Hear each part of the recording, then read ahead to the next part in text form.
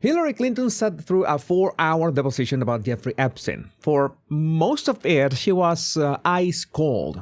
Barely moved, barely blinked, gave absolutely nothing away. But at one point, she slammed her fist on the table. And at the very end, she used 2 words to describe Epstein's death. 2 words that nobody expected. 2 words that contradict everything she said before then. It doesn't matter. We all are abiding by the same rules. I will take that. Pizzagate was totally made up. And I was taking care of the people who lost 3,000 lives. I know where you're going with this. This was a congressional deposition. 4 hours of questions about Bill Clinton's connections to Epstein, about donations, about leaked photos, about Pizzagate, about all of it. And Hillary came prepared. This is a woman who has spent decades being questioned, scrutinized, and cross-examined. She knows the cameras are rolling. She knows that people like me are going to break down every single gesture she makes. And that makes whatever body language she does reveal even more telling, because it slipped through the tightest filter in American politics. And what you're about to see is Hillary Clinton who completely loses that filter before the deposition is over. Welcome back, my body language buddies. My name is Jesus Enrique Rosas. I'm the body language guy, and this one is packed, so let's get down to it. The very first thing they hit her with is photos of Bill Clinton in a hot tub, laying on a beach and getting massaged by young women connected to Epstein. Pay attention to how completely still she remains. Photos of your husband in a hot tub laying on a beach and getting massaged by other women, and you knew that Jeffrey Epstein was involved in some of these trips and these things. Did it concern you at all? I'm here not to offer my opinions. I'm here to answer specific questions to the best of my ability. Notice that gaze. Absolutely steady, chin elevated, body almost rigid. This is a woman who has rehearsed her composure.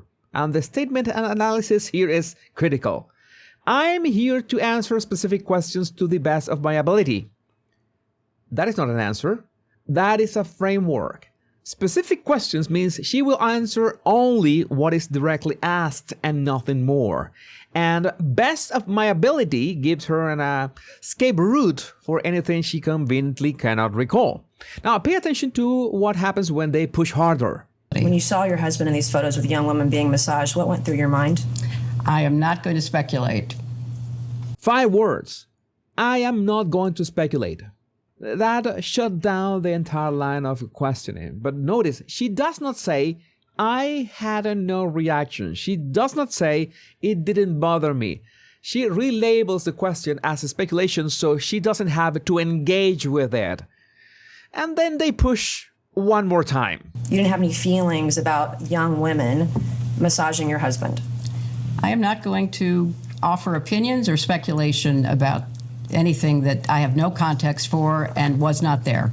Same delivery, same composure. I have no context for and was not there. That is not denial. That is not even an answer.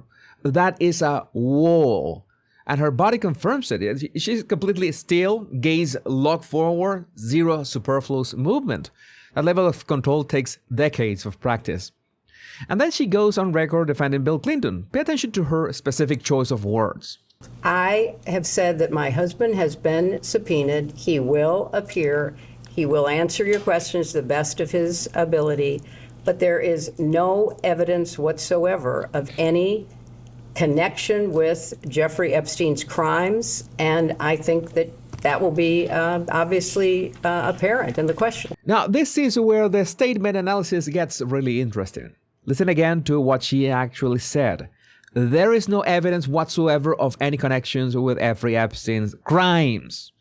Not, my husband is innocent. Not, Bill did nothing wrong. She said, there is no evidence connecting him to the crimes. In other words, maybe Bill was there. Maybe he was in the photos. Maybe he was getting massaged. But there is no evidence tying him to the criminal activity. That is an incredibly calculated choice of words. And she is still calm, still composed, head moving smoothly to address everyone in the room. This is still rehearsed Hillary. But now the questions shift to something closer to home. Money.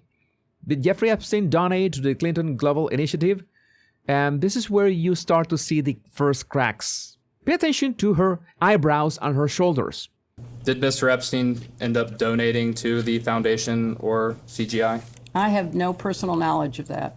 You're not aware of a $25,000 donation from Mr. Epstein's affiliated companies to the foundation? She starts shaking her head no and raising her eyebrows. That signal of exasperation, as if this question is somehow beneath her. But then they press with a specific number. Only what I was told was alleged in preparation for this testimony. I did not know about that, and I don't know that it's true. And right there, did you catch it? A single left shoulder shrug when she says, I don't know that is true. A single shoulder shrug is one of the most reliable indicators of low confidence in your own statement. She is noticeable more tense here. Now think about this. If you are about to face a 4-hour deposition about Jeffrey Epstein, the first question you ask your attorneys is, did Epstein give any money to any of my foundations? The fact that she claims she doesn't know is not just suspicious. It's absurd. Have you had any conversations about the foundation reviewing those donations made by Mr. Epstein? I think I'll have to ask our lawyers. I don't know. I didn't review them. More deflection, more I don't know. The composure is still there on the surface, but the tension underneath is rising. But here's where Hillary Clinton stops performing and starts reacting. She found out that a photo of the deposition was leaked, and this is what happened. Testifying, can you please explain how that I'm done occur? with this. If you guys are doing that, I am done. You can hold me in contempt from now until the cows come home. This is just typical behavior. We will go off the record. Oh, for heaven's So I would sake. like to understand how that's permissible. Gone. The composure is gone. She interrupted her own attorney. She declared, I'm done. This is raw, genuine anger. The kind you cannot rehearse. 5 minutes ago, she was sitting there like a statue, and now she's almost shaking with fury. The hearing was, It doesn't Excuse matter. me. We all are abiding by the same rules. I will take that down. Yeah, well, I would like to take a break at this moment. yeah, I'd like to have I'm a done conversation. for now. Go off the record. Go off the record. She banged the table with a clenched fist and pointed directly at the person responsible. But the most revealing moment comes right after. She looks to her left, toward her attorney, and that look is pure ice. No regret, no embarrassment, just cold resolve. That is not the face of someone who lost control. That is the face of someone who chose to show her teeth. And she does not cool down. The next explosion comes when they ask about Howard Lutnick and Cantor Fitzgerald, the firm that lost 658 employees on September 11.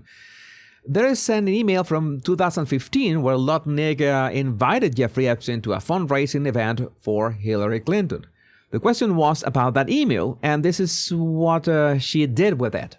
Ask the question. I'm going to answer your question. Now you're gonna yell This at was me? what I spent You're my going to yell at time me. doing. I'm a I survivor spent trying to look out for other Well, survivors, trying to and protect I them was of it. taking care You of waited the 6 people months who to lost get here today. 3,000 6 months, lives and now you're being at World defiant Trade and Center. indignant today. She is practically shouting. The audio is distorting, and notice she pivoted the entire question away from Epstein and towards 9/11.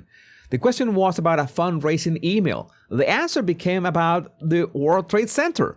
That's an emotional flooding technique. She filled the room with moral authority so nobody could press on the actual question. You asked me I have about met Howard with Epstein Lutnick. survivors. I'm a survivor myself. You have emails. You've denied that that you tried to get Jeffrey Epstein to give money to you. I did but not. Howard Lutnick was If used you to have an get email money. with me asking Jeffrey I Epstein have for an money, email from Howard Lutnick sending it to what's the Jeffrey question? Epstein and his What's the- people to I raise don't- money for I don't you know about- for an event, an intimate event. She denies knowing about any emails connecting her to Epstein's money. And by the way, here's a detail worth noting. Ghislaine Maxwell, Epstein's closest associate, was invited to Chelsea Clinton's wedding. Hillary claims she never met Epstein personally, but his right hand was at a very personal moment, so, well, now we arrive at the question everybody was waiting for. Pizzagate. And this is where the body language gets fascinating. Pay close attention to what her right hand does before she even starts answering. Pizzagate was totally made up. It was an outrageous allegation That ended up hurting a number of people. that caused a deranged young man to show up with his assault rifle and shoot up a local pizzeria. Did you catch it? Her right hand goes straight to her chin, covering her neck. That is a classic pacifying gesture. She is protecting her most vulnerable area. And for someone about to debunk a conspiracy she calls totally bogus, that is a remarkably defensive posture. And she only drops the hand when she mentions the young man with the rifle, and that's the moment she felt she was on solid ground. Facts that she could point to. I can't believe you're even referencing it. You should be. There are connections to the language. Well, I'm not the talking QAnon about, people believe there are. So I don't know what QAnon have at people it. believe. Have at it. But you've accused certain. Her attorneys jump in with an objection, and notice the indignation in her voice. That part feels genuine, but Body told a very different story before she got rolling.